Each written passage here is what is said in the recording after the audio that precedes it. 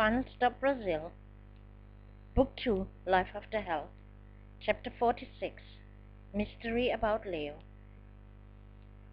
If it wouldn't have been for Leo, I would have fell in love with him immediately. By late afternoon, we went to pay Leo a visit, just before I went on my way back to the center. We entered the restaurant. Leo pretended to be very busy and avoided the table where we sat.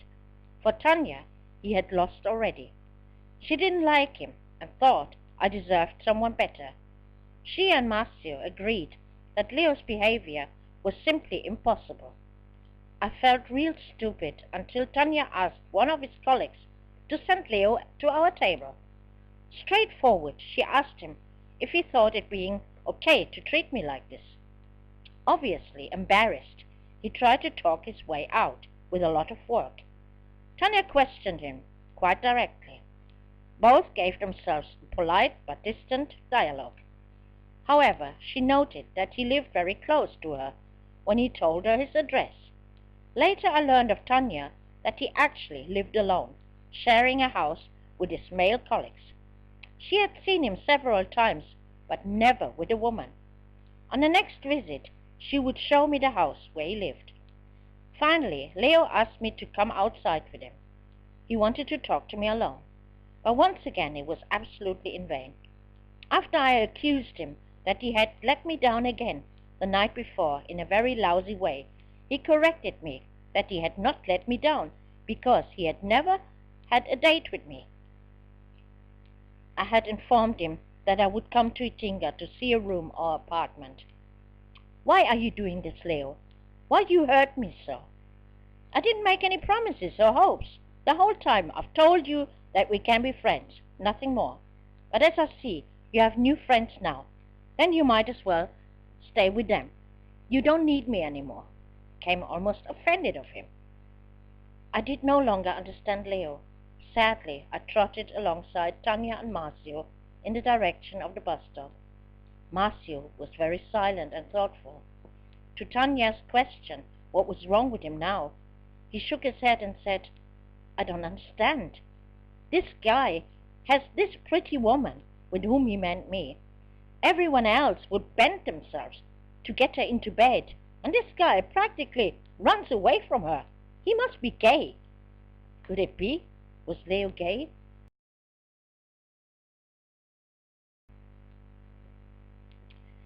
With the apartment, it didn't work out. Neither with Leo, but still things seemed to be getting fine for me. The landlord demanded too much bureaucracy and wanted to set up a proper contract. He also wanted 2 months' rent in advance, or a person who guaranteed for me. Italva was out here, as she was in debt. Nome sujo, name dirty literally, as they say in Brazil. Since the situation with Leo calmed again and we returned to our friendly relationship, even though I was still hoping that we got closer, I asked him on one of our phone calls to guarantee for me. He immediately agreed. "Of course I'll do it for you." I was very happy that I could rely on him at least in this respect. Well, I thought I could. I was so very tired of the apartment in the center, especially since my wonderful piece was over now.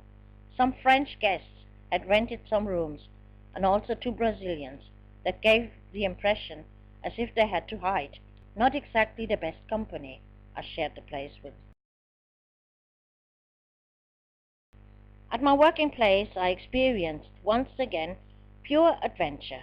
In the middle of a telephone conversation with a potential Pakistani buyer, I suddenly found myself facing a giant spider, a type of tarantula, that suddenly appeared before me on the wall. As quiet as possible, I tried to lead the conversation further. When I turned around, I saw 2 of my colleagues already behind me, but at a safe distance. Ready to jump to defend my life, they gave me signs to remain calm. Great! I had the sweat beads on my forehead. When Ahmad, who was always very happy to have long talks with me, finally ended the conversation, I also ended it politely and jumped the next second from the chair. Meanwhile, Murillo had armed himself with a broom, and Amanda, the receptionist, was ready to fight with bug spray behind him. The spider jumped, and I screamed, "Take away my bag there!" Exactly what I needed now, a giant spider in my handbag. After a long struggle, Murillo, the hero, managed to kill the spider with a broom.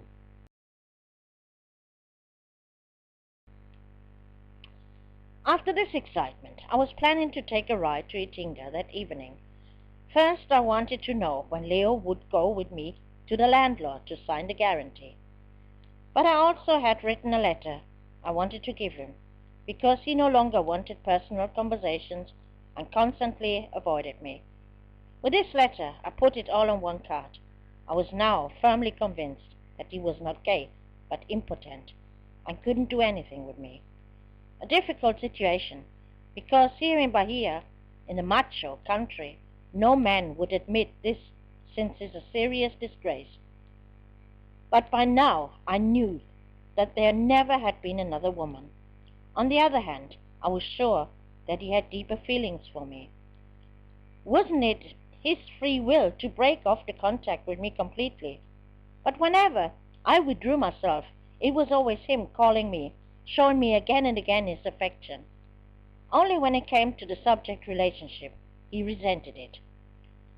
After much deliberation, I had decided to stick to Leo one way or another. Was sex really that important? All this time I had done without it, just for him, and might as well was able to continue like that. After all, important for me was this feeling of safety and security he gave me. All this I wrote to him, and that I loved him just the way he was. I wished he would read this letter and make a statement, because I wanted the truth.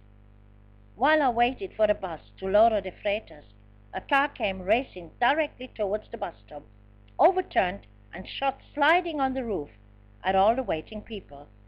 Everyone ran and jumped to the side in panic, shouting and screaming, and somehow they pulled me with them. It was my luck, as if a giant spider was not enough excitement for one day.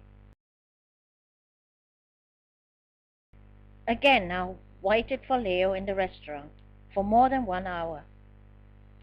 He brought me something to drink and kindly placed it on his bill. But I had the feeling he was dodging a debate. Really busy he wasn't anyhow. I knew that I would either win him back with my letter or lose him for good. After all, whether it was true or not, he would take my guess very bad. Finally, he took the time to talk with me at the door. At first I was disappointed once again when he told me that he had decided after long thoughts not to guarantee for me, so I could forget the apartment. For a while we were talking about it, and he assured me that he would rather find another place for me to stay. The whole thing was too unsafe, because the landlord insisted on a contract of 3 years. A friend of his rented rooms, and he was planning to talk to him that evening. Then guests came into the restaurant, and we had to break up the conversation. Since I had an appointment with Tanya and Marcio, where I would spend the night again after prior notice, because I would not make it in time to go back to the center, I hurriedly pressed the letter into his hand and remarked at parting that I would call him because I wanted to know his opinion. I was not happy when I went on my way. The more I was when I saw that Tanya and Marcio came to meet me halfway. How good it was to have friends and not having to cope alone with this situation. Tanya had already organized another house for me and pulled me with her to show it to me. On the way we met Geo, the smashing Zambista, who lived in the same street as Tanya. Tanya told him that I was the new resident of Itinga. While he jokingly said that he would immediately move in with me, he never took his eyes off me. Suddenly, the separation of Leo was no longer so difficult.